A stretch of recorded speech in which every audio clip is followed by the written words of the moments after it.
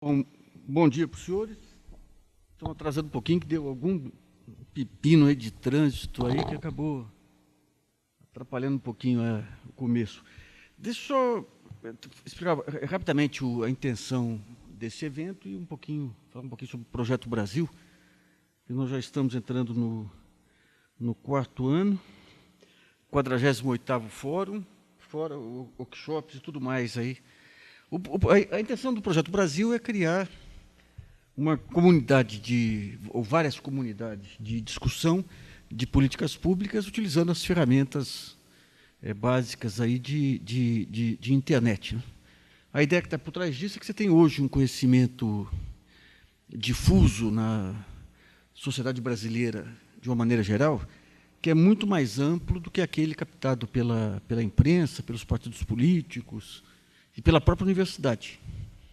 Então, cada tema que você joga, por exemplo, hoje em blogs e tudo mais aí, ou em fóruns de discussão, você consegue um conjunto de informações muito ampla, inclusive mudando completamente o conceito do jornalismo, né? Eu estava até brincando quando teve aquele acidente da Gol o ano passado. A primeira semana de outubro, por exemplo, pelo blog, eu já tinha tido um conjunto de informações que os jornais levaram 2 meses para levantar.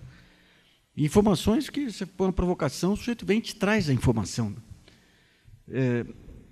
Em alguns momentos, aí, em alguns fóruns de discussão, por exemplo, tempos atrás, eu estava querendo escrever sobre software livre. Daí fiz um artigo lá, recebo um e-mail de um leitor falando: estão quebrando pau no BR Linux lá, em cima do seu artigo.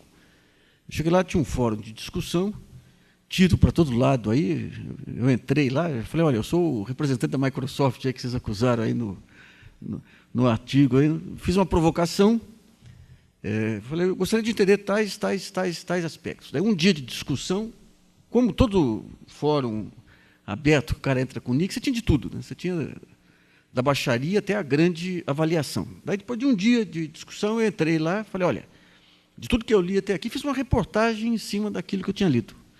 De tudo que eu li aqui, eu entendi tais aspectos, entendi outros aspectos, e tem esses aspectos que não estão claros aqui. Então, em cima disso, a discussão focou de novo. Daí os xingamentos foram reduzindo aí, e as informações foram ampliando. No final do processo, em 2 dias, eu recebi uma aula sobre software livre, uma aula que trazia muitas respostas e outras respostas não. Para o modelo de negócio, confesso que a melhor avaliação que me deu foi o Pierre. Quem é o Pierre, não tenho a menor ideia lá, mas ele me deu a melhor avaliação. Quando teve o acidente da Gol, o ano passado, a mesma coisa. Os jornais, você pega, por exemplo, deu o acidente da Gol. Os jornais não tinham setorista em acidente aéreo. Se continuar do jeito que está, vão ter, né? Daí, como que faz o repórter? Olha, você tem que ir atrás de alguém para explicar o acidente aéreo. Eles vão atrás de uma autoridade. A autoridade fala alguma coisa, você publica, e espera aí uma semana em cima daquele padrão de explicação, até que aparece uma outra pessoa, uma outra fonte que alguém dá a dica, daí você vai falar com um engenheiro do ITA, daí você vai falar, e daí você vai ampliando o escopo. No meu blog, na primeira semana, eu fiz uma provocação lá. Falei: olha, esse negócio que os americanos desligaram o transponder para fazer malabarismo, que era uma das hipóteses lá que a imprensa divulgava, isso aí não está batendo. Começou a chover informação. Então, no começo de outubro, tinha lá um sujeito, controlador de voo, que entrou com o nick lá, que contou a situação dos controladores de voo, algo que só iria estourar 1 mês e meio depois. Daí entrou um Jorge Piloto. A única coisa que eu sabia é que ele era piloto, que falou dos buracos negros na Amazônia. Daí entrou um engenheiro do ITA, que deu uma aula lá sobre como que se estabelece um plano de voo, uma coisa assim. Daí entrou um outro técnico lá que mostrou possíveis erros dos controladores quando o Legacy desaparece lá do radar. E, finalmente, entrou um xereta lá que fez o trabalho que eu devia fazer, que era consolidar tudo aquilo. Ele consolidou tudo, me deu mastigado lá. Ele falou: não tem um motivo só, são tais razões. Daí, quando eu comecei a comentar com colegas, eles falaram: mas como é que você pode acreditar em... Você nem sabe quem são as pessoas. Eu falei, o fato de você não saber quem são as pessoas te obriga a ser muito mais jornalista do que quando você sabe. Os grandes absurdos que surgem, em geral, nessas coberturas de mídia, é quando você vai falar com uma fonte. A fonte fala uma besteira, a fonte é fonte. Isso aí me lembra uma história que contava da gripe espanhola, lá em Santa Rita de Caldas, lá que o médico dava o diagnóstico lá e o coveiro ia buscando o corpo lá no meio do caminho lá para enterrar, né? Um dia ele está enterrando, aparece ele ouve um gemido do fundo da cova lá, e fala, o que você quer aí? Me tira daqui. Por quê? Porque eu estou vivo. Qual é o seu nome? É fulano de tal. Ele dá uma pasada no diabo de defunto besta, querer discutir com o doutor, né? Então, quando você fala em fonte hoje, na imprensa, é muito isso. As grandes besteiras que você tem aí, você fala com um procurador, ele te fala um monte de coisa, é um procurador, você joga lá. Você fala com a ANAC. Imagina você falar com a ANAC naquele episódio lá, o que você é de batatada, autoridade é autoridade. Quando você vai para o ambiente da internet, você tem, obviamente, se aparece um sujeito conhecido lá, ele tem algum handicap sobre os demais, mas o que vale é o argumento. Então, você tem aquele monte de informação, você é obrigado a selecionar aquela informação, a usar a sua experiência jornalística, a usar o bom senso. E quando entra um tema que exige mais do que experiência e bom senso, exige conhecimento, e você não tem certeza, o que você faz? Joga no blog e pede para o pessoal discutir. Então, em cima disso, nós fizemos... O nosso problema com o Projeto Brasil foi com o pessoal de software, que apanhamos, feito condenados aí. Agora que estamos conseguindo chegar ao modelo final do nosso sistema aí. Esse modelo final ele utiliza todo o conjunto de ferramentas aí, colaborativas. Então, nós estamos criando aí, tem ferramentas de comunidade, tem um conjunto grande de temas, dos quais, digamos, os seminários são uma forma de você levantar informações e questionamentos. Esse seminário de hoje ele é fundamentalmente para ser gravado, editado e colocado no ar junto com as apresentações. Tem o blog onde você faz algumas das provocações, e dentro do ambiente do Projeto Brasil tem os temas divididos em infraestrutura, políticas sociais e tudo mais. Tem os trabalhos que nós juntamos aí ao longo desses 4 anos aí de seminários, tem trabalhos que nós levantamos em outros seminários sobre a matéria e algumas ferramentas que ajudam a focar a discussão. Uma das ferramentas é o documento mestre. O documento mestre, você vai discutir política de software. O documento mestre é algo de leitura rápida que você, aí, em 10 minutos, você entende o que é a indústria de software, quais são os principais desafios, as tarefas críticas. E quem quiser aprofundar, você vai usando links e tudo mais. As tarefas críticas são levadas para o fórum de discussão. No fórum você tem uma ampla discussão e aquelas informações fundamentais para você entender a discussão, você vai para um ambiente wiki que está pronto também aí. E, finalmente, tem uma outra ferramenta que é tipo project, né, de engenharia, onde você pega as políticas públicas de governo e decupa em tarefas, prazo e responsáveis. Então, o que nós estamos fazendo aqui, no fundo, no Projeto Brasil? Nós estamos tentando utilizar as melhores ferramentas de 3 tipos específicos. A internet, eu sempre entendi a internet, o grande avanço da internet é a confluência de formas de conhecimento. Mais do que... O pessoal fala muito em convergência de mídia. A convergência de mídia é um facilitador. Mas o que é mais interessante é você poder colocar várias formas de organização da informação e de conhecimento no mesmo ambiente. Então, nós temos a parte jornalística, que é o texto acessível, o infográfico, que é uma visão jornalística, a pauta, o fato de você poder ligar para o ministro, ligar para o secretário, ligar para o empresário, pegar informação na hora e colocar. Isso é uma característica bem jornalística. Nós temos as características da consultoria. A consultoria, o relatório de consultoria, o que ele é? A parte jornalística, em geral, é rápida, acessível e pouco estruturada, e não tem continuidade.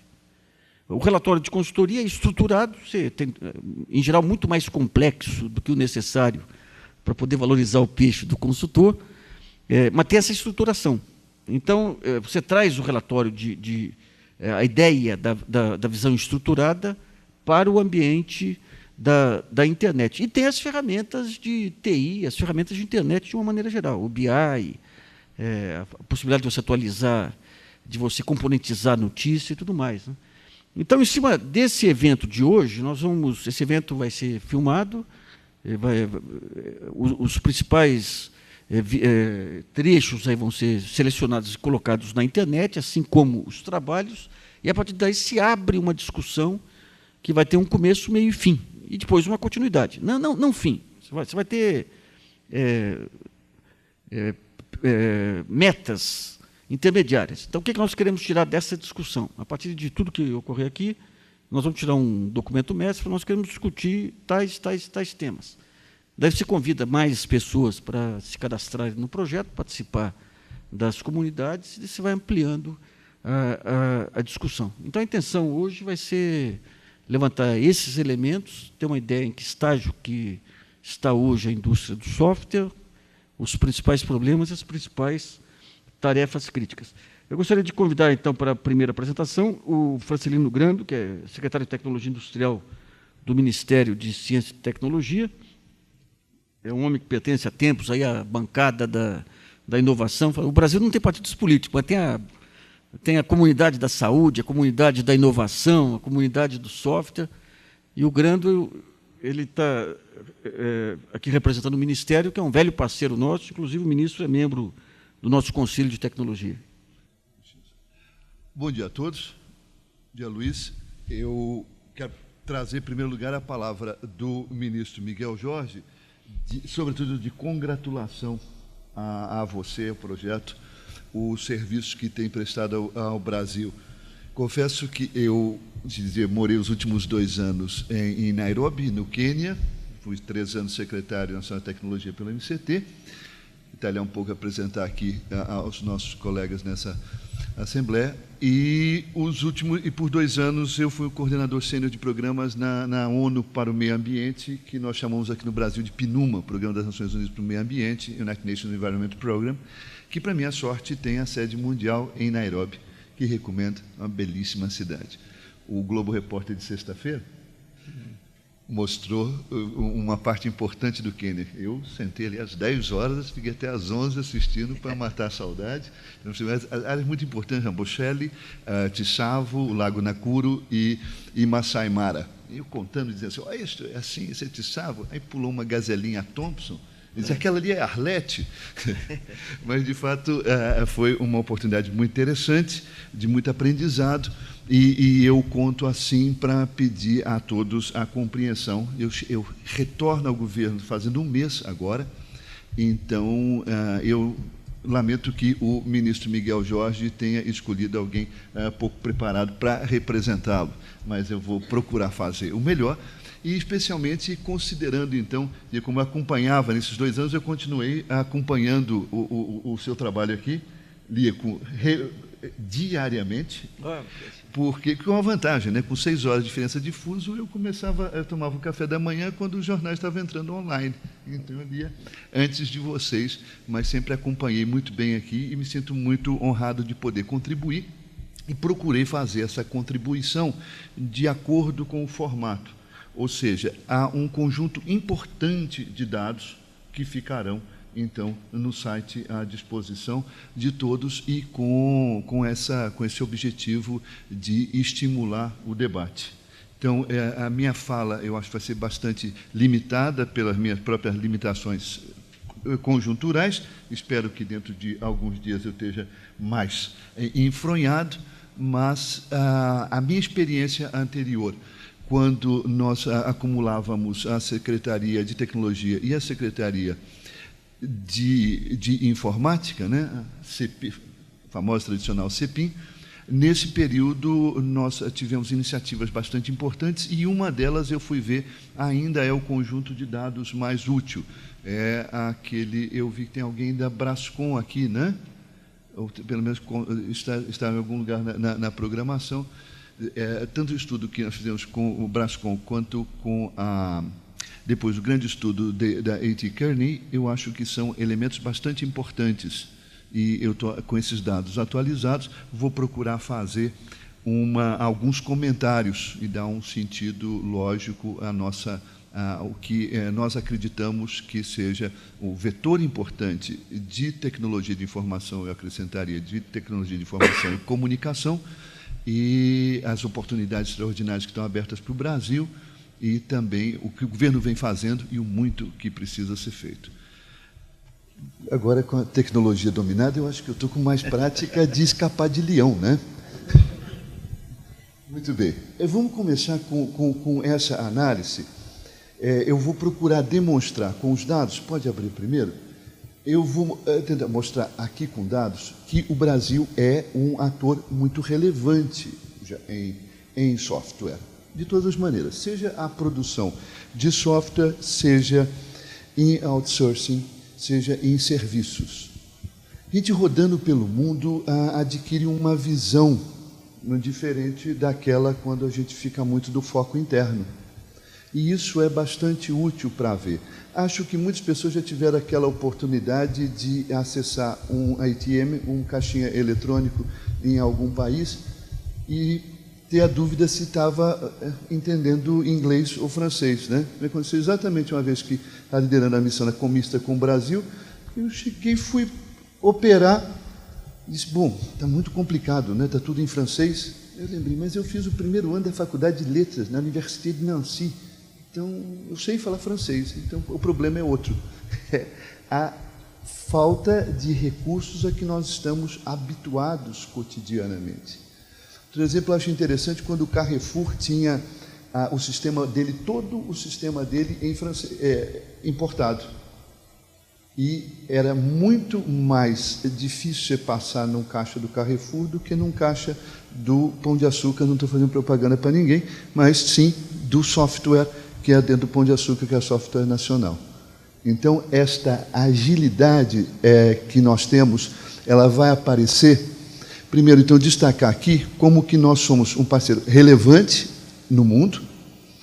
A participação, se nós pensarmos a nossa participação no comércio internacional, a nossa participação na produção de ciência, que são indicadores, a participação de ciência, a participação em software, são indicadores bastante positivos, estão no mesmo número, mas certamente eles não são positivos quanto à participação no comércio global. Da mesma maneira que esse número é ruim para o comércio global, mas ele é bastante razoável tanto para a participação em TI quanto para a participação em produção de ciência. Por quê? Porque nesses dois há sempre o enorme imbalance, o enorme desequilíbrio da presença americana. Quer dizer, indicadores de ciência, os Estados Unidos comparecem com em torno de 55%, sobra 45% do resto do planeta. Então, aqui quero destacar que esse número eu acho que é bastante interessante, tanto no percentual quanto no volume. Mas vamos olhar um pouco esse dado por dentro, como ele se torna ainda mais interessante. Vê o próximo, por favor. Observem que a faixa em que o Brasil se encontra não é muito distante daquela em que estão produtores tradicionais e reconhecidos como a Índia, a China e a Irlanda. O que muda de maneira muito substantiva é na cor. A cor escura, que é para o consumo, para o mercado interno, nos deixa em posição exatamente ao contrário da Irlanda, da Índia e relativamente diferente do Canadá. Por quê? Porque nós consumimos muita TI. O mercado interno é um mercado dinâmico, é um mercado viril, não é a boa palavra, é um mercado em que a tecnologia de informação está se espalhando em todas as suas faixas. Embora a gente destaque, no próximo slide, que, como é de conhecimento comum, bancos, sistema financeiro, governos e o setor industrial de ponta sejam os grandes consumidores internos, mas hoje já é difícil ter a vendinha de bairro que não seja gerenciada em código de barra com computador, e tantas vezes é um moleque da vizinhança que desenvolveu aquele software. Isto que é a vitalidade, se não virilidade, a vitalidade do nosso mercado. E eu acho muito interessante observar, então, quando nós tantas vezes acanhadamente nos comparamos com a Índia e com a China, esse estudo da A.T. Kearney, que esse foi uma coisa que nós conduzimos no MCT em 2004, a Índia é um grande reprodutor e exportador de software. Me permitam uma analogia, como nós fomos grandes produtores de automóveis nos anos 70 e 80. Mas, embora tivesse o SP, a Brasília, essas coisas, mas, efetivamente, nós montávamos e não tínhamos controle sobre a geração dos automóveis que seriam produzidos. Isso é muito parecido com a Índia, e eu gosto de lembrar disso sempre que diz: mas tem uma Tata que tem 4.000 PhDs. Bem, mas se observarmos o treinamento e o papel que exercem, talvez nos deixem em boa condição de lembrar esse moleque do bairro que desenvolve um software. A Índia, a China, embora esteja mudando, mas ela ainda é um grande consumidor no mercado interno, e por isso aparece aquela proporção lá de 14 bilhões de dólares de consumo, porque vai dentro do que é exportado. Então, ainda que esteja mudando, mas eu mantenho dizendo que muito do que é consumido na China é aquilo que vai dentro do bric-brac, que é exportado. Então, novamente, a gente tem pouco do que se acanhar na comparação com a China. E com o Canadá, eu acho que aí a leitura é uma leitura fácil também. O Canadá é um grande produtor de bens e serviços para o seu vizinho do sul. Pois não? Ótimo. Na China, esse software que é consumido e acaba saindo exportado, será que ele já não está ali também, não está sendo exportado duplamente, no caso do Brasil, por exemplo, nesse estudo? Porque, como no caso do Brasil, me esclarece um pouco mais a pergunta. Que tenha um software embarcado, um telefone celular, um aparelho pequeno, aí, um móvel. Esse aparelho foi produzido na China, foi consumido um software na China, foi contabilizado como um produto consumido na China, mas efetivamente isso foi parar no Brasil. Nesse estudo que você tem aí, né, e daí esse software vai estar contabilizado naquela barrinha ali de consumo, esse software, ele está considerado aí, ou isso é exclusivamente aquilo que chega no mercado final? Ele está considerado aí, exatamente. Eu acho que então essa é a diferença. O software embarcado está ali, ele está na China, ele está como consumido na China, e não na exportação, porque a exportação é a exportação de bens e serviços. Ou seja, aquela barra é menor, é isso que você quer dizer? É isso, exatamente. Entendi. Enquanto que, então, no nosso caso, não, o consumo é o consumo mesmo do consumidor final. Isto que é a vitalidade do mercado. Se nós pensarmos, você diz, mas nós exportamos muito celular. Mas nós exportamos celular, se eu já consegui pegar esse dado correto atualizado, a faixa um pouco superior a 1 bilhão. Do valor total, além do software embarcado nele. Então, o desconto. Na verdade, o que nós temos? Nosso problema, sabe que é ao contrário, é porque a nossa importação de bens e serviços de TI é que é quase desse tamanho.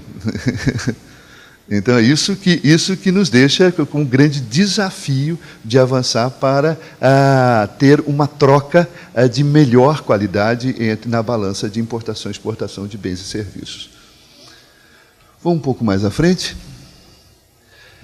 E essa melhora da qualidade, hoje eu identifico já na oportunidade de outsourcing.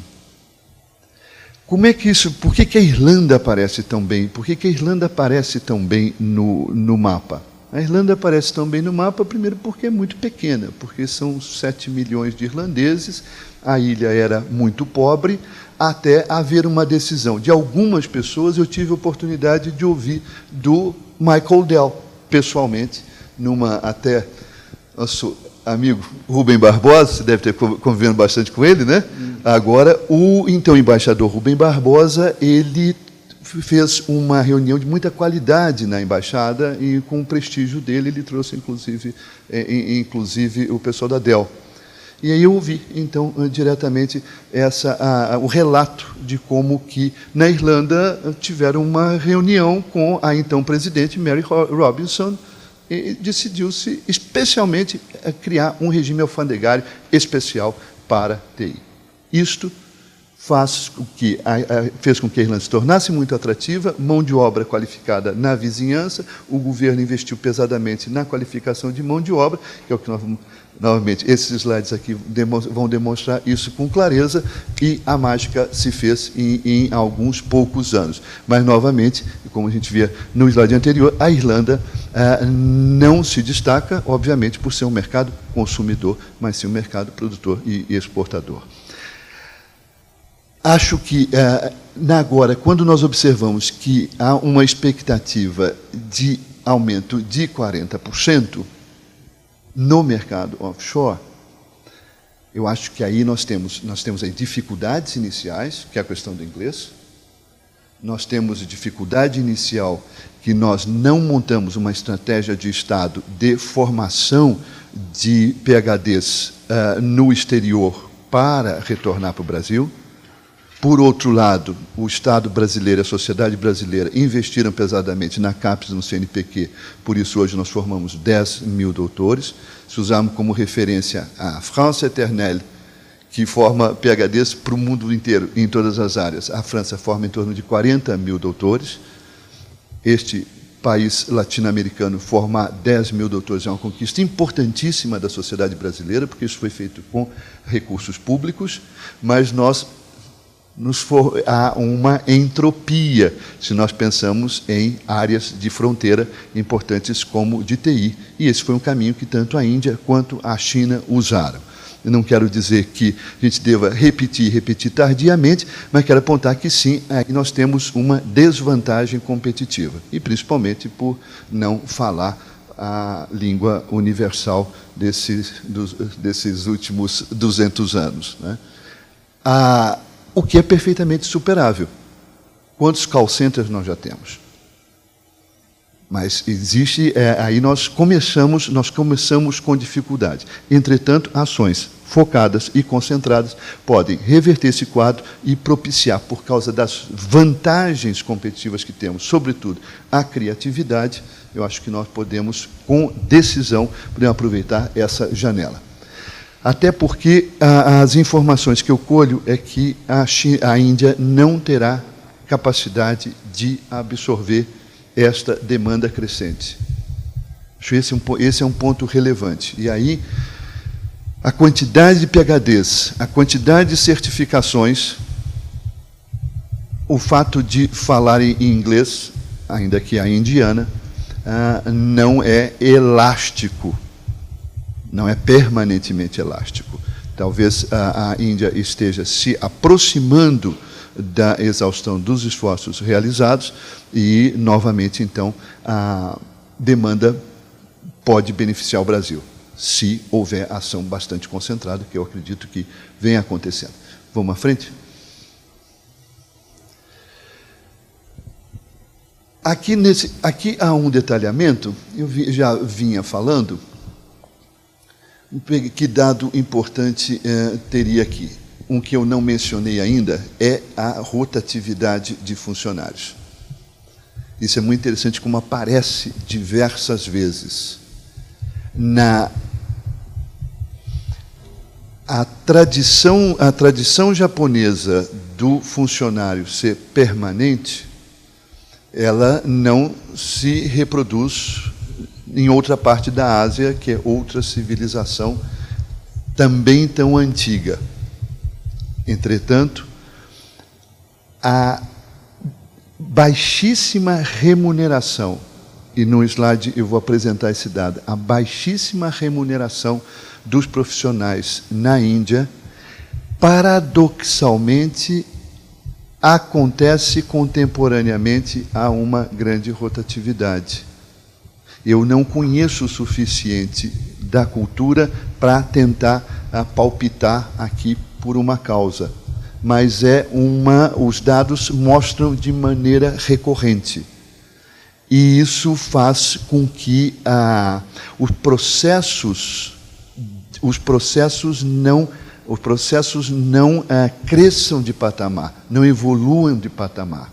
E a reprodução da caixa acaba sendo, novamente, uma constante e talvez uma deficiência importante para considerarmos, cotejando com esse nosso país companheiro dos BRICS, mas, lá na minha terra, farinha pouca, meu pirão primeiro, né? Acho que aqui o nosso objetivo é observar do B, do BRICS. Vamos observar aí no próximo slide, por favor, a China e o Canadá. Então, vamos ver, olha, os chineses em alguma coisa que me parece um caminho não certo, não errado, mas necessário, que é certificação internacional.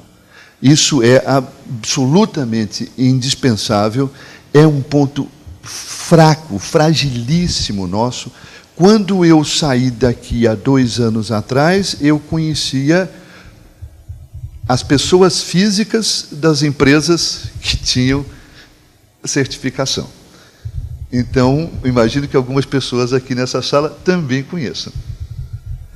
Isso é evidentemente uma desvantagem importantíssima, precisa ser superada, sem o que nós não poderemos crescer de patamar na participação, principalmente de exportação de serviços e de outsourcing.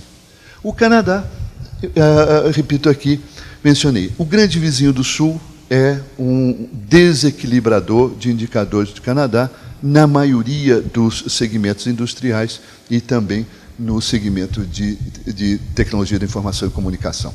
Vamos um pouco mais para frente.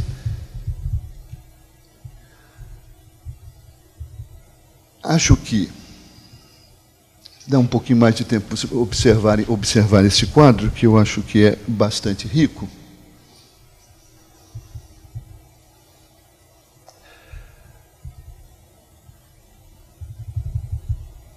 Repetindo a informação que é de conhecimento comum, de serviços financeiros e de governos, mas é importante abrir essa participação, nós pensarmos que, novamente, aquilo que nós somos muito acostumados a fazer não é sequer do conhecimento de outros.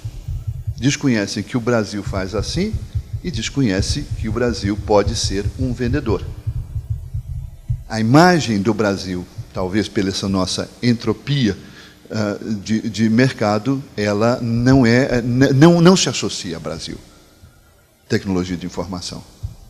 Na verdade, infelizmente, tradicionalmente se associam às nossas outras grandes características e com biocombustíveis, sim. Aí a grife Brasil hoje é a da frente.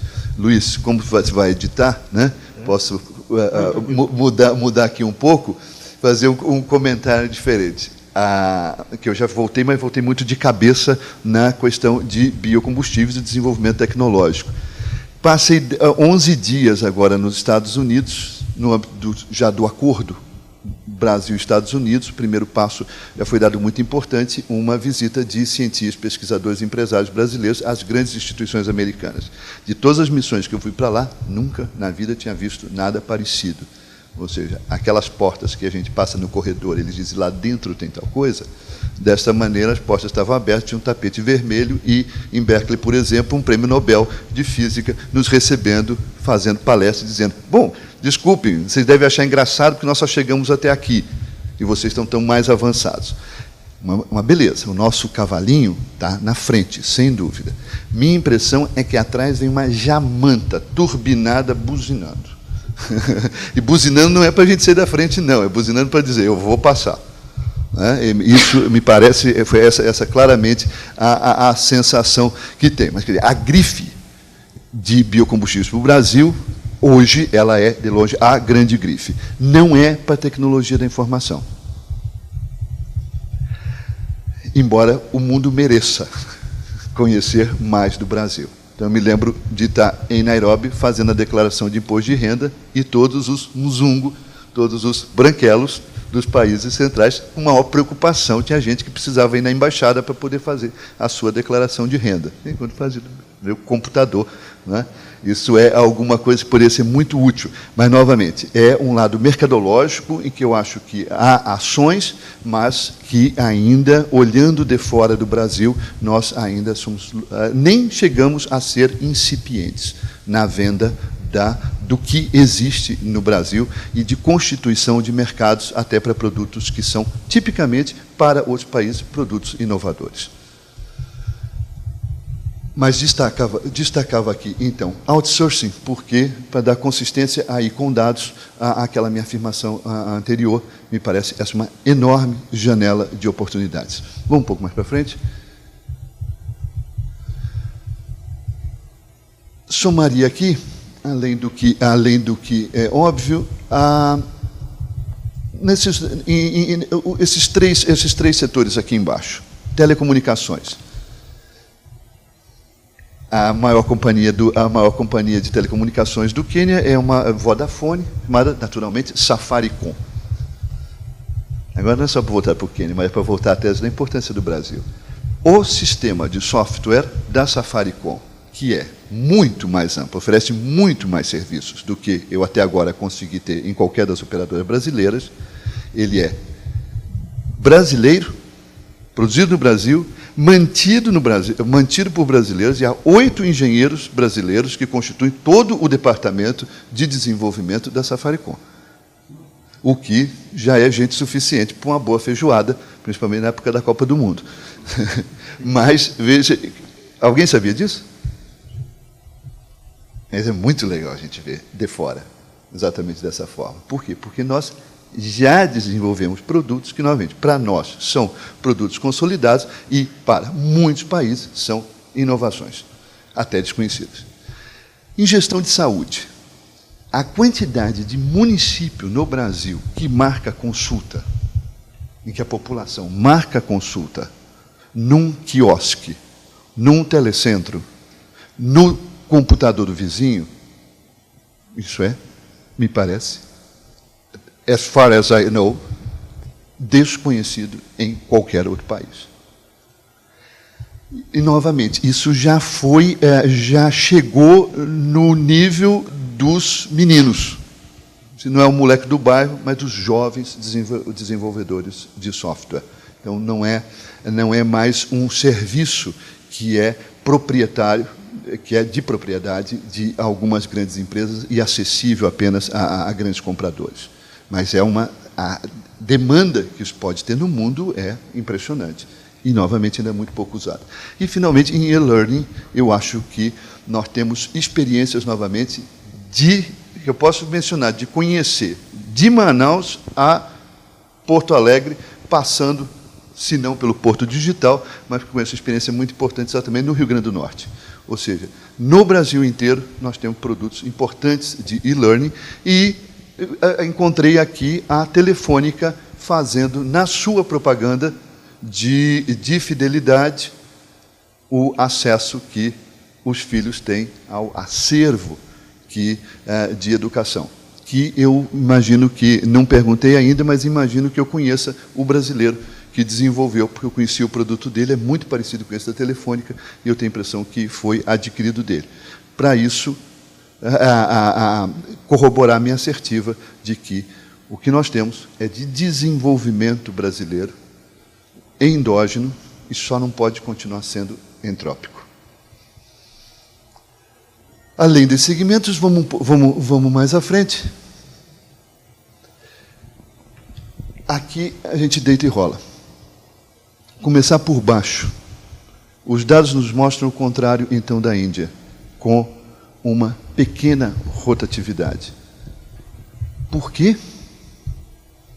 Porque a enorme maioria das nossas empresas são pequenas até médias empresas. Então, aquela mesma deficiência de nós não termos 4.000 PhDs e não termos uma certificação, mas ela pode se reverter na vantagem competitiva quando o patrimônio da criatividade, ou que nós chamamos ali de mão de obra extremamente flexível, adaptável, com capacidade de entrosamento, identificação da necessidade do cliente, fazer um produto tailor-made, e com cultura na população, um preço que a gente paga, né, por considerar Miami capital, tem o seu lado positivo. É uma identificação. É claro que nós temos uma identificação cultural com o Ocidente, com os grandes compradores de software, embora dei o exemplo, e acredito muito que na América Latina, na África e em países menos cotados da Ásia, exista um mercado real, desprezado talvez por outros, e que, por isso, oportunidade se o Brasil seguir nesta política de tornar-se um parceiro mais próximo dos países, América Latina, África e a Ásia mais pobre. Boa formação técnica é o elemento aqui, que eu insisto como vantagem, mas que merece ser feito com reservas. Boa formação técnica, quanto é suficiente? Acho que no outro slide nós vamos explorar um pouco mais esse dado. A boa formação, nós temos boa formação técnica por causa da qualidade das instituições, por causa da qualidade dos investimentos em pesquisa básica. Mas o entrosamento com o cliente não é suficiente para superar a dificuldade de uma formação acadêmica ainda distante das necessidades de mercado. Vamos para frente, por favor. E aqui está. Observem que a graduação, e esse é o dado mais positivo desse slide, a graduação tem crescido com uma proporção regular e substantiva. Entretanto, há uma estagnação no número de jovens que buscam essas carreiras. A atração que havia na década de 90 pode ter gerado frustrações, de maneira que não é mais tão hegemônica a tendência dos jovens irem para as carreiras para as instituições de formação nos diversos cursos de TI, porque esses dados são consolidados. Então, tem de engenharia de computação, de sistemas, de ciência de computação.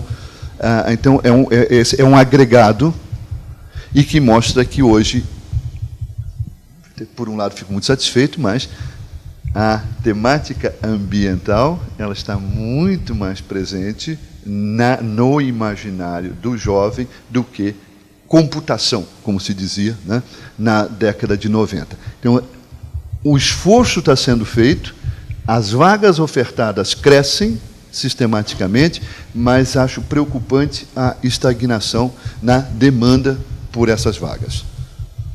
Já que o que nós temos, vamos mais à frente. Aqui, novamente, os dados estão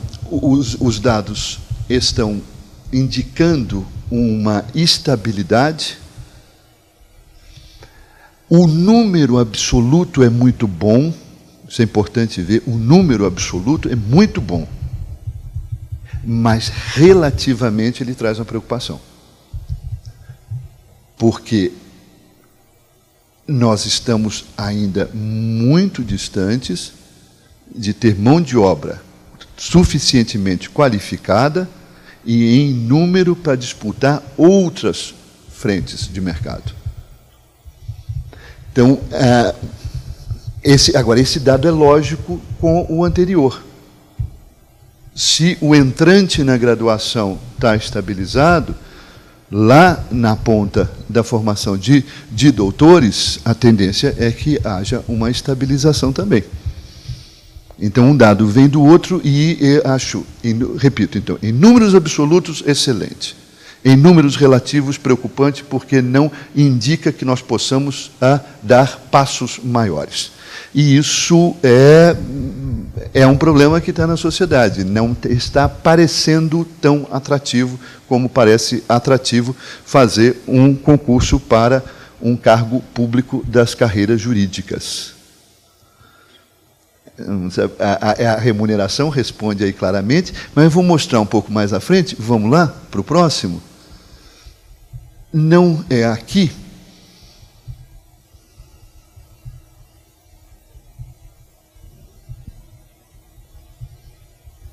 Eu destaco aqui, vai cortar um pouco o raciocínio, mas eu destaco aqui a estrutura a infraestrutura de telecomunicações. Ou seja, é um ponto bastante positivo, é um ativo muito importante do Brasil. Um país continental, mas nós temos um padrão de telecomunicações bastante semelhante a qualquer país central, o que permite essa capilaridade, talvez. Principalmente, esse dado aqui, eu associo àquele slide que aponta oportunidades para outsourcing. Então, isso, o exemplo claro, né, que a gente tem é no Triângulo Mineiro, que nós temos uma enorme concentração de call centers. Por isso, por quê? Porque a infraestrutura de comunicações está disponível. Ótimo, obrigado. Vamos para frente?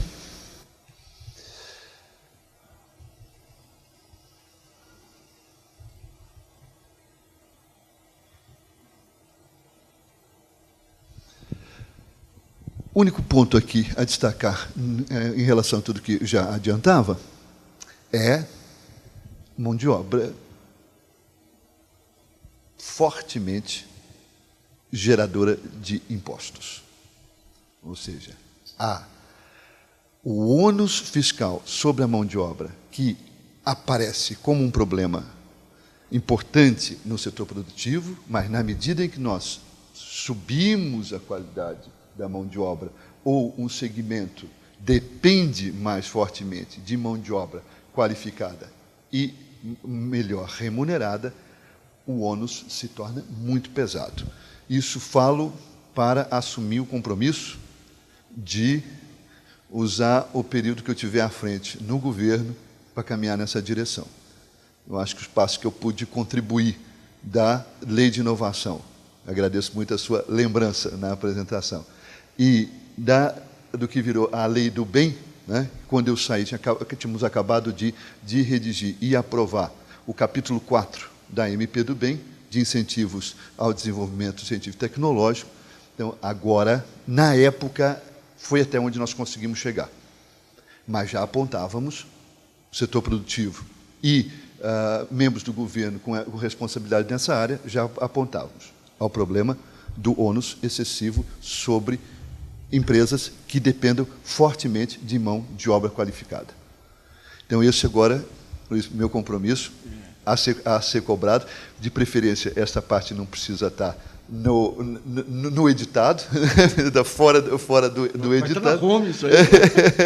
Mas você usa a notícia porque realmente eu espero ter condições de cumprir, contribuindo, não sou eu, não estou fazendo isso, mas eu chego ao governo novamente, no momento que eu vejo um quadro muito favorável. Tenho conversado já com alguns colegas e vejo que essa é uma intenção clara de enfrentar essa barreira, ou diferenciando a incidência fiscal de acordo com a dependência das empresas para a mão de obra qualificada, de maneira que o ônus fiscal não seja um desequilibrador e um ônus pesado a ser carregado.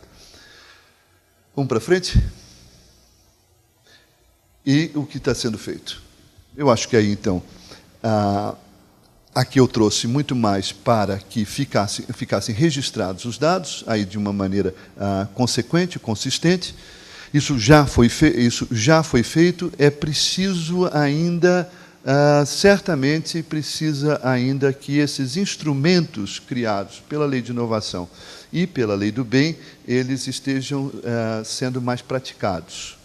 E aí, então, uma coisa que já ficou acertada entre o Ministério de Ciência e Tecnologia e o Ministério do Desenvolvimento é que um artigo da Lei de Inovação, que constitui um comitê permanente de acompanhamento, monitoramento, avaliação da incidência e da utilização desses instrumentos pela sociedade, essa comissão, agora eu vou ter a oportunidade de colocá-la funcionando, os 2 ministros acertaram, eu vou coordenar o que eu imagino, então, um fórum permanente de conhecimento, acompanhamento, avaliação, detecção de experiências positivas e difusão dessas experiências.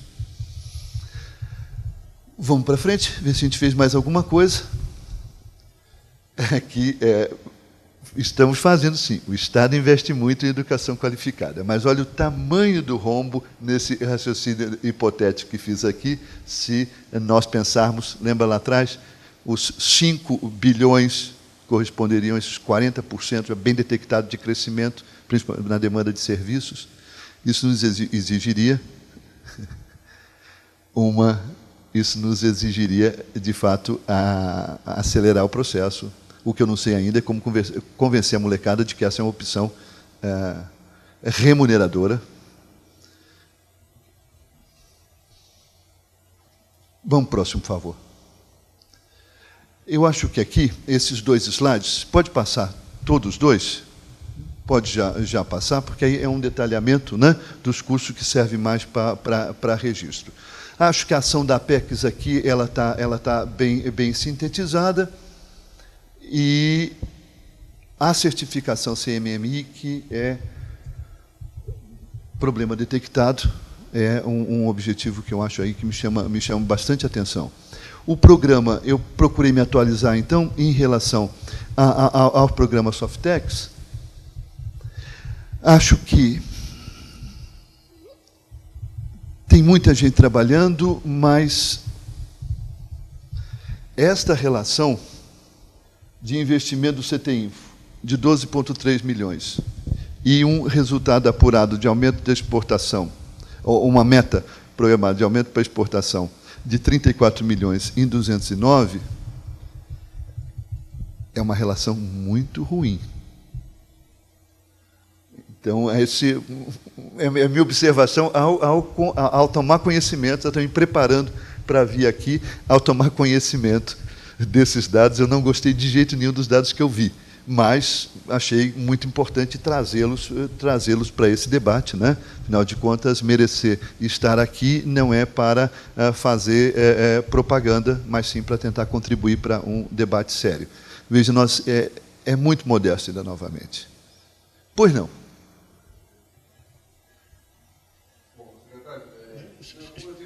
Espera só um minutinho para... Exatamente. Ótimo. Se você puder me corrigir, eu vou ficar muito secretário, feliz. Todo mundo se identificar para efeito da gravação. Secretário, meu nome é José Carlos Cusnir, eu sou consultor da Softex e tive envolvido no primeiro projeto, e nesse projeto também estou mais ligado a essa chamada vertical governo. Os planos são modestos, eu tenho que dar essa explicação aqui meio de público. Principalmente pelo próprio formato que é feito. Quer dizer, tem uma relação entre o dinheiro da Apex com o compromisso financeiro, isso tudo é fiscalizado, tem que ser reportado, e, na verdade, o processo de exportação brasileiro é muito mais complicado. O senhor conhece, mas exportar software não é uma coisa simples, não do ponto de vista de exportar. A parte fiscal de software é muito difícil de sair do Brasil. Digamos, nós não temos acordos para evitar dupla tributação com vários países, quer dizer, então não sai quer dizer, prestação de serviço não tem problema, mas software tem um problema muito sério. Quer dizer, exportar para os Estados Unidos, por exemplo, existe uma retenção de 30% na remessa para o Brasil que não é recuperável. Então, são criadas alternativas, digamos, de planejamento fiscal para evitar essa taxação. Então, não necessariamente o software sai do Brasil. Então, os números, quer dizer, eles acabam sendo modestos até por próprias distorções que existem no modelo brasileiro, e as firmas sabem muito bem como é que as coisas acontecem. Então, nesse sentido. Agora, eu só vou fazer um retrospecto aqui. O próprio projeto anterior, que foi do biênio anterior, ele também foi relativamente modesto, sujeito a mesmas críticas. Mas a verdade, e nós vamos debater logo em seguida, Tatas, IBMs, EDS, empresas nacionais, tudo cresceram muito. Então, eu acredito que o papel da Softex é mais um incentivo ao crescimento e a motivação e a mobilização do que efetivamente a meta financeira. Eu só fui fazer essa defesa aqui. E eu fico muito agradecido porque você me deixa em posição mais confortável de ambas as maneiras. Primeiro, eu acho que é aproveitar esse fórum, não é, para nós estarmos, não só já o debate que apareceu aqui, mas para que esse debate seja muito rico em toda a comunidade que vai acessá-lo. Verdade? Muito obrigado. E vou dizer ao nosso amigo Djalma Petit que ele foi salvo. Nós estaremos juntos, inclusive, com o senhor, porque no debate eu vou fazer uma pequena pergunta aí sobre oportunidades aí mencionadas ao longo da sua palestra, mas eu quero ouvir mais. Pois não. Vamos lá, então. Se descontou daqueles 10 minutos, né? Então, uma fase de debate. Por favor, vamos aqui à conclusão. Esses números também para registro, é o problema nosso conhecido e já mencionado. Mas observem como que a remuneração no Brasil ela está do lado oposto da Índia. Vamos para frente? Esses dados do BNDES já são bem mais positivos, e eu chamaria a atenção aqui para a parte da pizza que eu acho que surpreende muita gente quando a gente pensa de investimentos do BNDES. Mas olha que legal. 49% de pequenas empresas, 29% de empresas médias. Então, isso me parece um indicador importante para acerto dos programas do BNDES. Vamos para frente? E agora, então, uma pequena síntese dos resultados. Além dos dados, mas eu gostaria de concluir com a seta. Esse que é o grande resultado. A seta está indicando a posição correta. O delta é expressivo. E vamos concluir. Por favor. Esses dados aí de Kearney gozam da sua respeitabilidade de consultoria, mas eu fico pouco confortável com ele. Embora parece positivo, mas como, novamente, minha função aqui não é laudatória, eu procurei abrir os indicadores que geram, então, esses percentuais, e não tinha várias situações de desconforto com os indicadores, tanto que nos deixam de maneira positiva quanto negativa. De qualquer maneira, para quem estiver fazendo parte aí da divulgação e a disputa do mercado externo, esse é um slide muito bom. Por favor.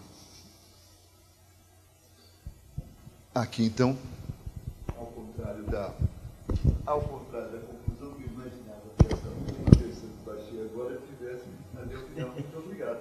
Então, ao invés de estar lá, eu faço ao invés. Muito obrigado pela atenção.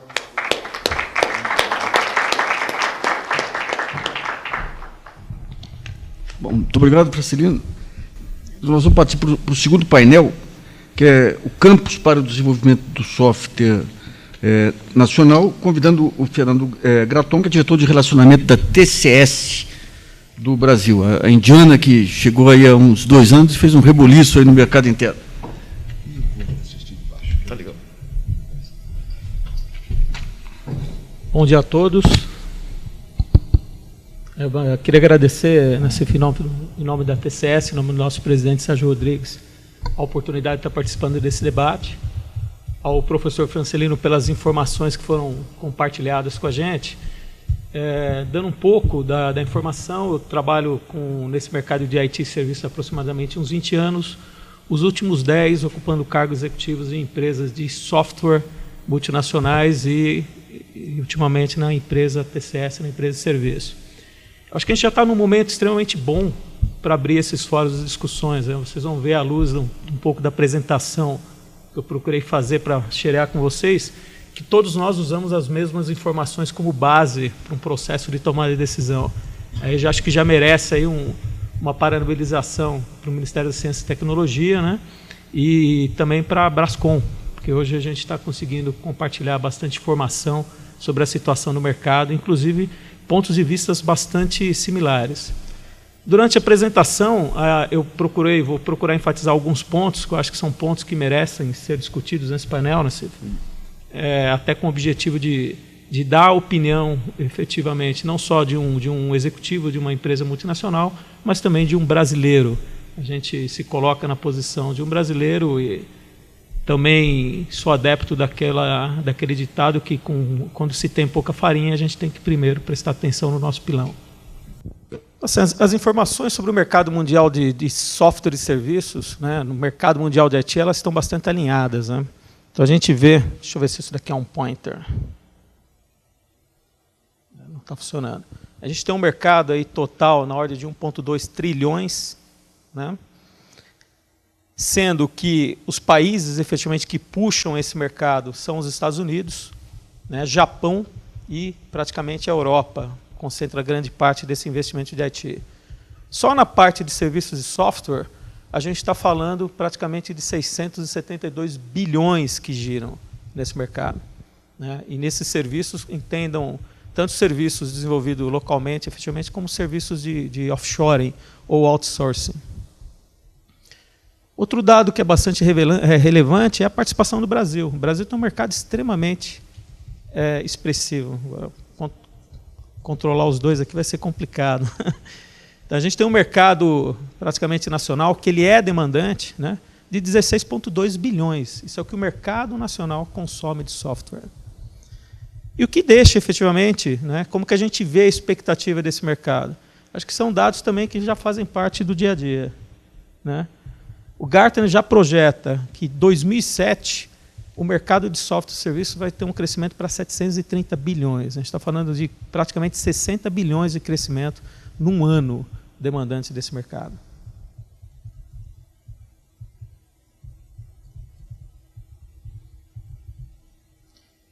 E ainda, né, quando a gente coloca, por exemplo, indo para um contexto de globalização, quem são os principais demandadores, ou seja, os importadores de serviços, você tem hoje o mercado americano ainda puxando 80% desse mercado.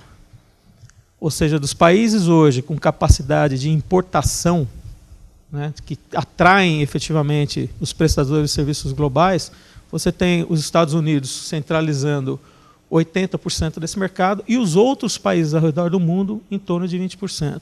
Reforça a apresentação do professor Francelino que, apesar do mercado ser muito grande, ele ainda é muito centrado no software, ou seja, na geração de software para os mercados locais, para abastecimento dos mercados locais. E é nítido, nesse movimento de globalização, ou seja, na medida que você busca o mercado internacional de software como oportunidade de crescimento para a indústria nacional, que alguns países que saíram na frente estão em posições extremamente vantajosas.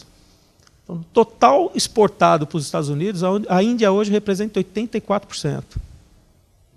De tudo que os Estados Unidos consomem de software e serviço, né, no mercado de aproximadamente 500 bilhões, aí, a gente pode falar que 300 bilhões praticamente são de serviços e software nos Estados Unidos, a Índia hoje representa 84%.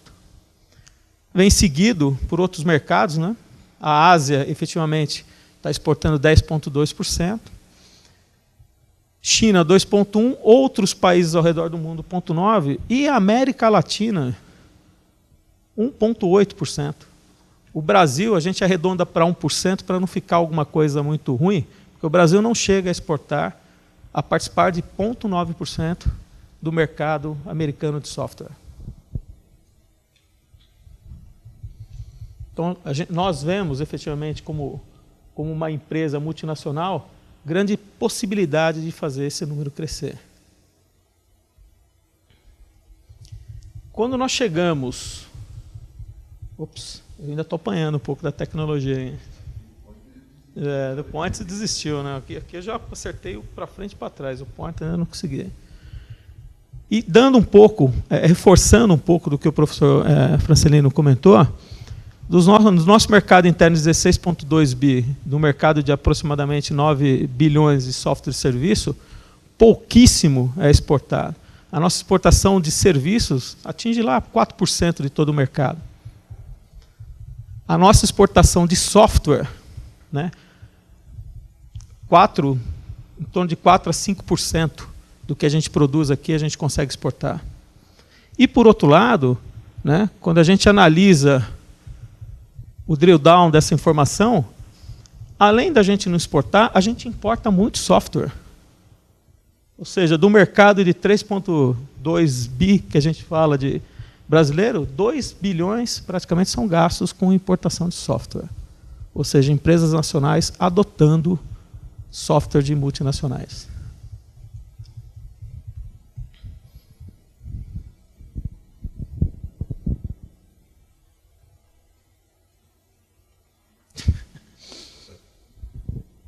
O que a gente tem efetivamente de vantagem, né? O que a gente tem o que a gente consegue estar consolidando?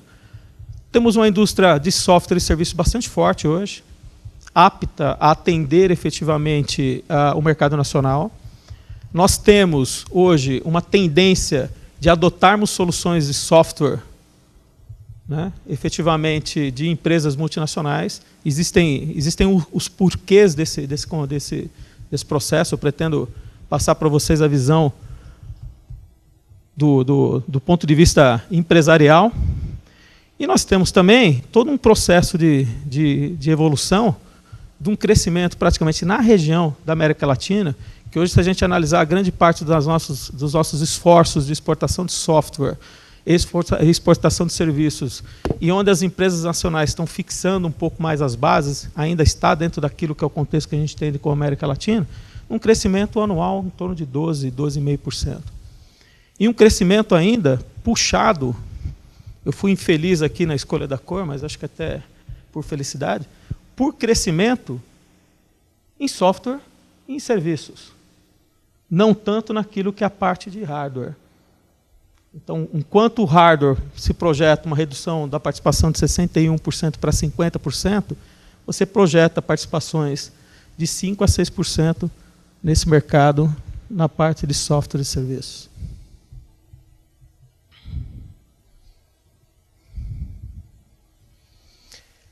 E aí, a gente faz um quadro da nossa capacidade de competitividade nesse mundo global, né? Tentei pegar e trazer para vocês qual que é o tamanho do faturamento das empresas multinacionais, né? Que empresas que nós estamos construindo aqui no Brasil, através do movimento de fusão e aquisição, conseguem ter e a capacidade de competição. A Oracle hoje tem um faturamento de 18 bilhões de dólares, somando aqui toda a parte de tecnologia e software de gestões. A SAP apresenta um faturamento em torno de 12,2 bilhões. E as nossas maiores empresas de software, se a gente for converter isso daqui para dólar, apresentam faturamentos inferiores a 200 milhões de dólares.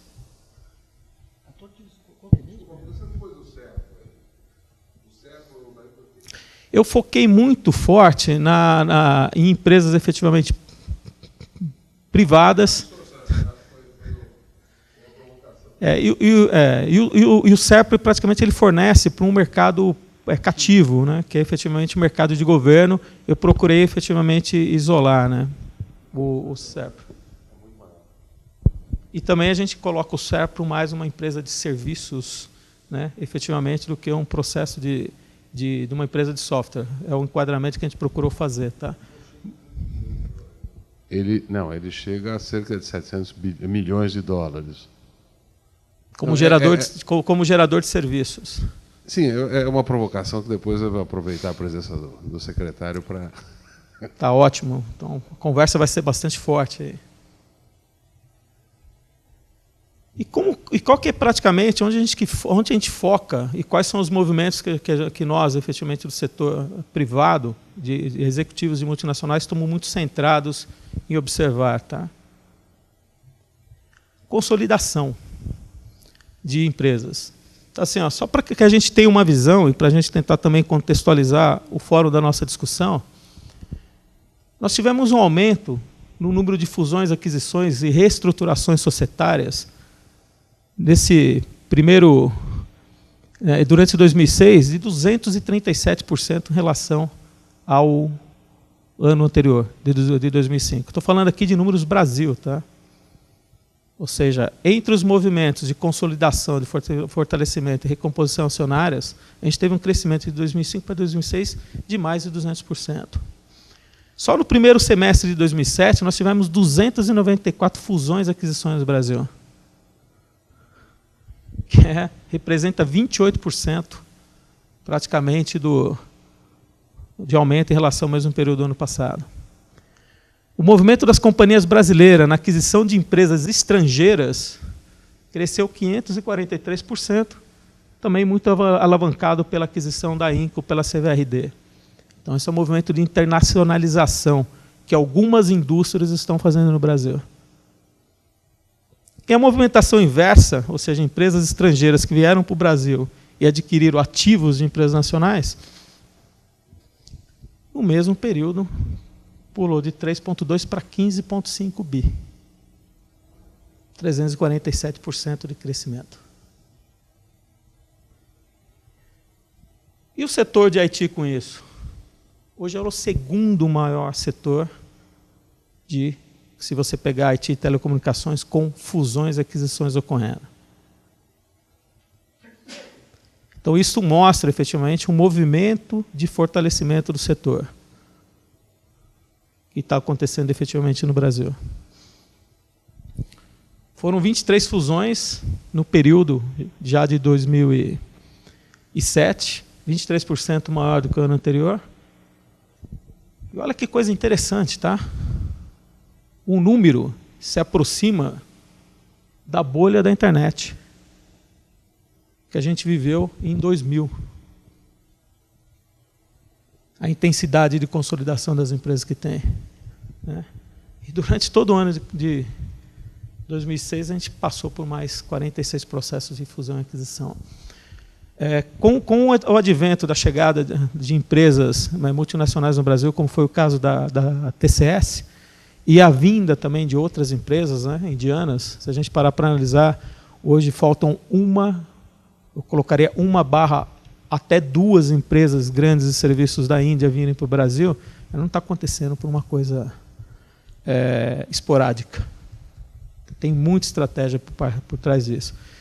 E constantemente nós somos assim, assediados na proposta de recebermos a oferta de aquisição de alguma empresa nacional, seja ela na parte de serviço ou seja na parte de software, porque os níveis de investimento estão bastante fortes no país.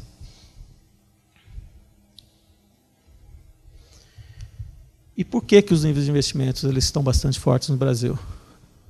O Brasil é visto como um hub estratégico de outsourcing, né? Eu acho que existem verdades e existem meias-verdades quando a gente começa a fazer uma comparação na capacidade da Índia ou na falta da capacidade da Índia de atender o mercado. Mas, assim, se a gente fizer muito pouco, a gente vai absorver boa parte desse mercado de outsourcing, né? A gente fala de turnover hoje na Índia, porque isso está publicado nas grandes publicações de mercado de outsourcing global, mas assim, o turnover hoje na Índia é mais ou menos o turnover que a gente tem na base de pirâmide, ou seja, nos níveis técnicos mais baixos de quase toda empresa brasileira. É que para eles é alguma coisa, até para um aspecto cultural, dando um pouco mais de contexto, que eles nunca conviveram.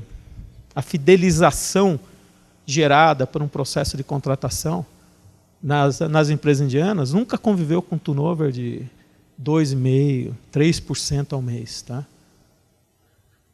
Eles assumiam um turnover de 10%, 5% ao ano. Quando saiu disso, eles ficaram desesperados. Mas, assim, a minha ponta é uma empresa brasileira que tem um turnover nesse nível, 5% ao ano. E não é média mês, não, 5% ao ano. Quadro no início do ano e quadro no final do ano, pegando as pessoas efetivamente que saíram da empresa, não dão mais que 5%. Seria dizer que de cada 100 funcionários a gente perde 5 durante o ano. Então isso é uma meia-verdade, e a gente tem que ter discernimento como brasileiro, né? E tentar entender para não atacar pontos que não são tão verídicos. Evidentemente, preocupa, eles evidenciam, assim como a gente faz também no Brasil, né? Os pontos que aparecem internacionalmente são os pontos que nós entendemos, ou como empresários, ou como membros do corpo acadêmico, ou como membros de associações, que são os nossos pontos fracos.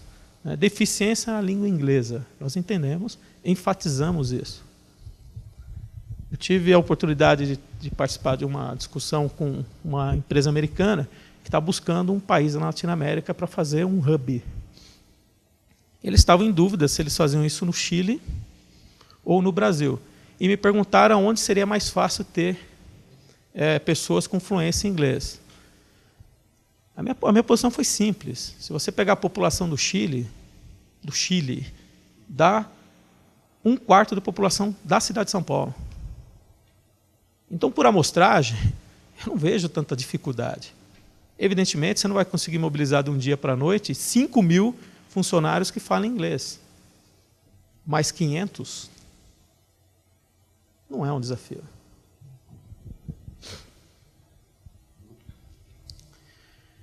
Criatividade e inovação, profissionalização da gestão. Então, isso é uma coisa que a gente percebe na medida que a gente está na competitividade do mercado. Então, existe efetivamente no Brasil um alto índice de criatividade que nem sempre é visto como positivo por uma empresa americana, mais orientada à processualização. Né? Essa criatividade, que é o nosso diferencial, se não administrada em cima de métodos, por exemplo, uma certificação CMMI, ela faz com que a gente perca ativos. Eu vou entrar nesse detalhe um pouco mais para frente. E a profissionalização da gestão. Então, assim, a gente percebe, principalmente nesse item aqui, que a gente está indo para um processo de internacionalização e as empresas nacionais de software e serviços vão ter que ir fortemente para isso, na abertura de capital, o quão difícil é você se adequar, por exemplo, a um processo de Sarbanes-Oxley. A você ter uma contabilidade montada no regime do S-GAAP. Né? Aí, efetivamente, você tirar os seus riscos operacionais, por exemplo, pela contratação e pelo vínculo de pessoas fora do regime entendido pelo governo como sendo o regime de contratação, que é um regime CLT.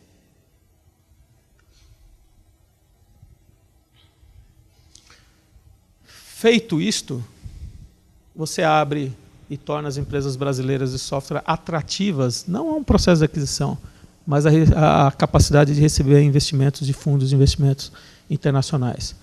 Isto, assim, dificilmente não vai acontecer, dado o posicionamento estratégico que a gente está. A Índia realmente é visto não só como um país que não vai conseguir suportar a demanda do crescimento da outsourcing global, mas já começa a ter um movimento das grandes corporações, principalmente americanas, sobre o risco operacional de você ter todos os ovos depositados numa mesma cesta. Então, se busca um hub internacional para você fazer a redução de risco operacional. E a gente sabe que cada vez mais os mercados eles estão aversos a riscos. Né? Os investidores querem quanto menos risco, melhor. A gente vê quadros aí, mercado imobiliário americano, coisas acontecendo, que faz com que as pessoas comecem a se preservar. E já está difícil justificar num balanço que 100% dos serviços, da sustentação de sistemas e serviços estão sendo feitos num país, né? Na Ásia e somente num país na Ásia. Então, as empresas americanas, principalmente, até dada a facilidade de fuso horário, elas começam a buscar as empresas multinacionais de serviços no Brasil para serem um hub mesmo. Esse movimento vai acontecer.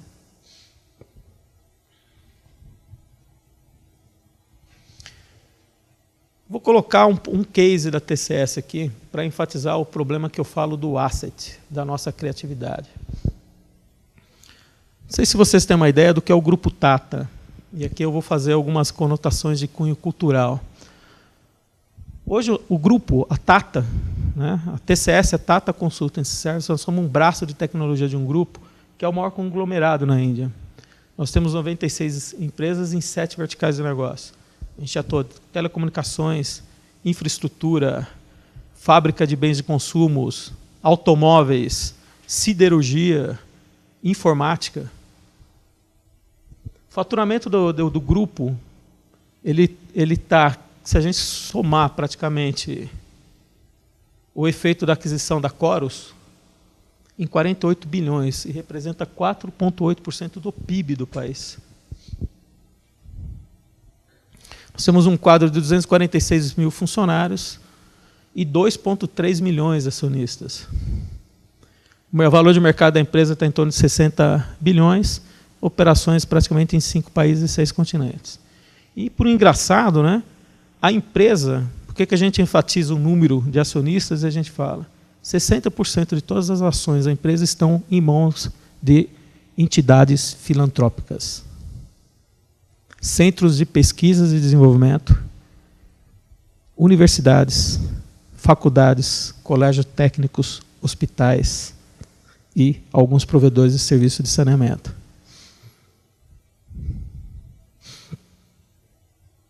Historicamente, essa empresa já é centenária.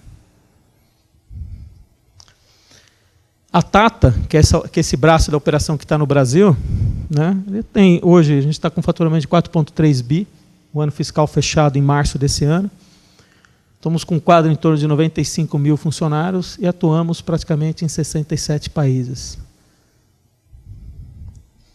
O faturamento nosso, em percentual, vem grande parte dos Estados Unidos, grande parte da Europa, grande parte de outras geografias e menos que 8% do mercado interno da Índia. Então a Tata é o quê? Uma empresa exportadora. Ela foi montada para ser uma empresa exportadora de serviços. E o que a gente fala efetivamente em relação ao asset? Uma empresa de serviço ela é grande candidata a transformar conhecimento em ativo. Então, assim, o passo natural de uma empresa de serviço, caso ela consiga ter processos estruturados e metodologias, é transformar parte do produto que ela gera com a prestação de serviços em software. E software é ativo. Deixa de sair de uma empresa, efetivamente, que tem o seu ativo em contratos assinados, no capital humano, para transformar aquele ativo em um produto que consegue, efetivamente, gerar riqueza, não só com o trabalho.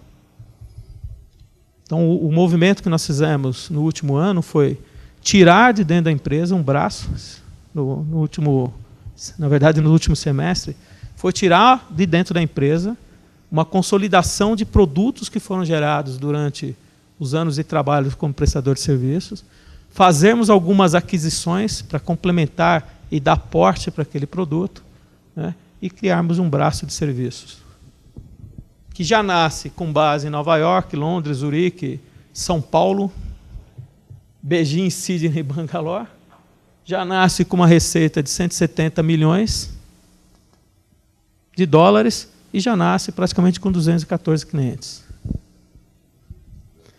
Então, assim, se as empresas de serviços não passarem por um processo de profissionalização, não conseguirem, efetivamente, canalizar os ativos que ela tem de conhecimento através da documentação, de modo que você consiga propagar aquilo, dificilmente elas vão conseguir dar esse próximo passo para a empresa para ser uma empresa efetivamente de software.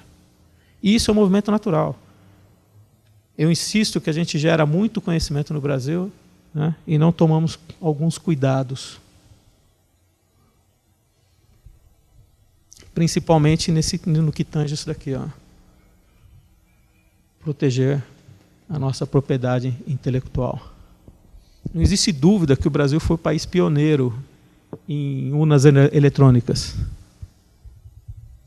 Quem acredita que essa patente pertence a gente?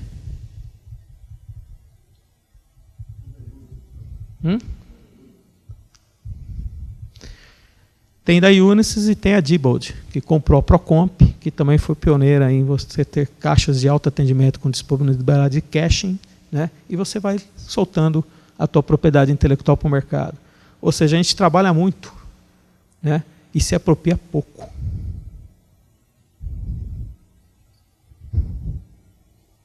Isso é um problema que a gente tem, se a gente quiser se consolidar no mercado global. A gente tem soluções extremamente criativas. Tive a oportunidade de passar e ter contato com algumas empresas que foram patrocinadas pelo BNDES, empresas de pequeno e médio porte, e desenvolveram soluções fantásticas. Só que elas não têm capacidade comercial. E muitas vezes não preservam isso. Então a gente tem que tomar cuidado, através de um processo de profissionalização, de gerar os nossos ativos. Ops. Profissionalização do setor. Acho que aí tem que passar, as empresas têm que passar por um processo de aprimoramento de governança, né? Só para que vocês tenham uma ideia, trabalhando numa multinacional de software, muitas vezes você instalava um produto que era um produto global dentro de uma empresa que nem tinha aporte para aquela empresa. Mas por que buscavam fazer aquele nível de investimento? Para permitir um processo de aquisição. Não existe questionamento sobre isso. Isso agrega valor. Uma auditoria auditando uma empresa com uma solução reconhecida globalmente tem um peso. Isso tem valor na hora de negociar. Então, muito daquele dinheiro que hoje sai para softwares internacionais, que vai para a indústria internacional de software, que é dinheiro brasileiro, vai com objetivos além de você automatizar processos ou ganhar eficiência operacional. Você está adicionando valor de mercado na organização. Muito do que vai acontecer de movimento na indústria de serviços vai ser nesse sentido. E, portanto, tem que passar por um processo de aprimoramento das estruturas de governança para permitir essas fusões, essa abertura de capital. Adoções de padrões globais de desenvolvimento. Não é modismo isto. Isto é o que permite com que as empresas capitalizem, né, ou façam uso do capital intelectual que ela gera internamente. Nessa empresa, efetivamente, de software que eu trabalhei há pouco tempo atrás, questão de mais ou menos uns 3 anos, quando a empresa anunciou que toda a base de conhecimento dela estava centralizada, ou seja, ela tinha a documentação dos projetos, ela demonstrou que ela tinha um portal que era usado para isso, as ações subiram. Ou seja, quando a empresa mostrou que ela tinha governança sobre o capital intelectual gerado, as ações da empresa subiram. Eu e esse controle aqui, eu vou apanhar até amanhã. E aí, eu acho que vai ser muito prolixo, mas é cuidar do nosso cap de conhecimento. E os números, professor, não são números diferentes, não. A gente acredita fortemente nesse número. Que a gente tem um gap atual de 17 mil pessoas. Acredito, fazendo uma analogia ao slide do porquê que o mercado, a formação hoje técnica, ela é pouco atrativa, né? Minha percepção é que o meio acadêmico está descasado do mercado. A gente prepara profissionais para atuar num nível de plataforma em que nós estamos extremamente bem posicionados, né? Nós somos a segunda maior comunidade Java no mundo, né? Somos o segundo país no mundo que atende comunidades e discussões em Linux, Java e outra coisa, e falta profissional de nível técnico para os ambientes de mainframe. Fazem 20 anos que nós paramos de injetar desenvolvedores em ambiente de mainframe. E isso gera um problema que aproxima a gente da Índia, que é o turnover. Então precisa fazer. 230 mil pessoas até 2012, nós temos um desafio bastante forte, como governo, né, iniciativa privada e meio acadêmico. Se a gente não focar, a gente vai perder o trem da nossa vida.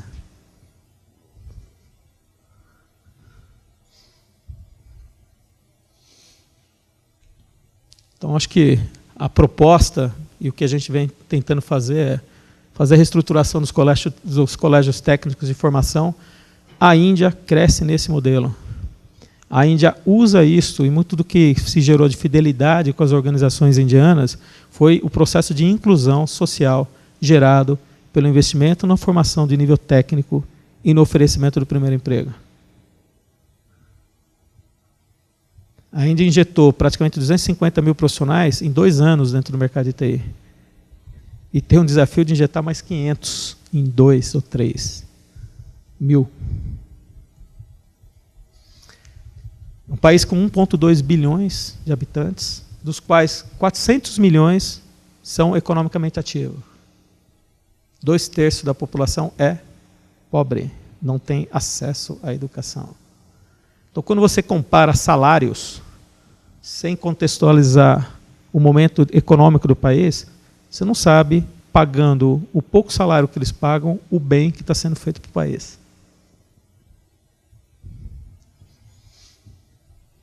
E, efetivamente, a gente atuar junto aos centros de conhecimento. Qual tem sido a nossa estratégia para isso? Nos últimos 4 anos, só a TCS preparou 27 mil profissionais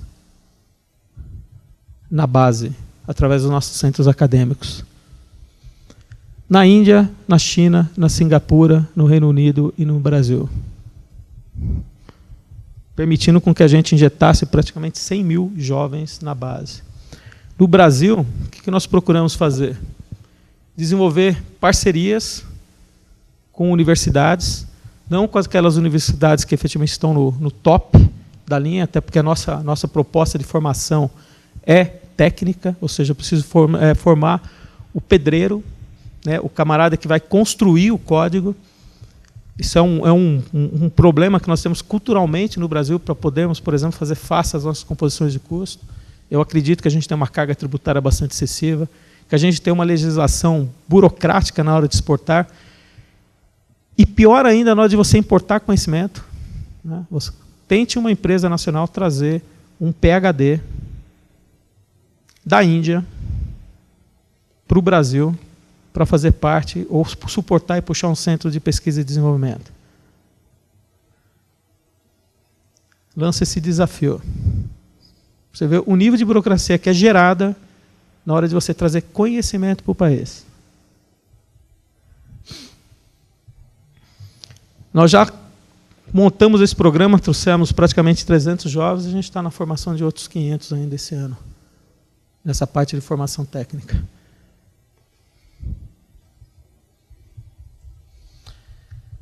Bem, procurei sintetizar ao máximo para a gente ter um bom espaço aí de discussão, e agradeço aí em nome da TCS essa oportunidade para estar falando um pouco com vocês aí e poder estar passando um pouco dessa opinião que a organização tem em relação ao problema, ou como a gente consegue trabalhar e dar um pouco de força à nossa indústria nacional de IT e de software.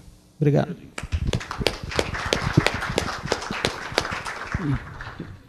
Eu queria convidar o Grande também para vir para a mesa aqui, para a gente fazer um bate-bola.